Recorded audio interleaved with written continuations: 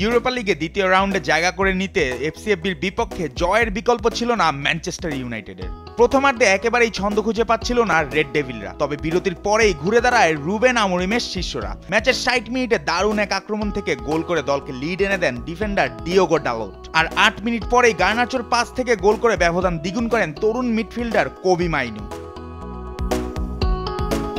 এদিকে ইউরোপা লিগের আরেক ম্যাচে এলসবার্গকে 3-0 গোলে হারিয়ে সরাসরি শেষ 16তে জায়গা করে নিয়েছে টটেনহাম হটস্পার। প্রথমার্ধে এলসবার্গের জমজমাট রক্ষণভাগ ভাঙতে পারেনি স্পার্স। বিরতির পর ম্যাচে 70 মিনিটে দেদান কুলুসেভস্কির ক্রসে দারুণ এক হেডে দলকে লিড এনে দেন স্কারলেট।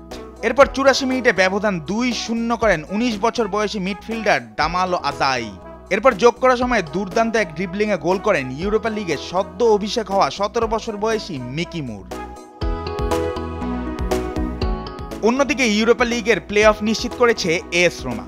জার্মান ক্লাব ফ্র্যাঙ্কফুর্টকে 2-0 গোলে হারিয়ে পরের রাউন্ডে টিকিট কেটেছে তারা। বিরতির ঠিক আগে 44 মিনিটে আনহেলিনোর দুর্দান্ত এক ভলিতে লিড নেয় রোমা। বিরতির পর 69 মিনিটে এলডোর গোলে ব্যবধান দ্বিগুণ করে রোমা। ডি বক্সে ঢুকে গোলরক্ষককে কাটিয়ে ফাঁকা জালে বল পাঠিয়ে দলের জয় নিশ্চিত করেন এই উজবেক ফরওয়ার্ড।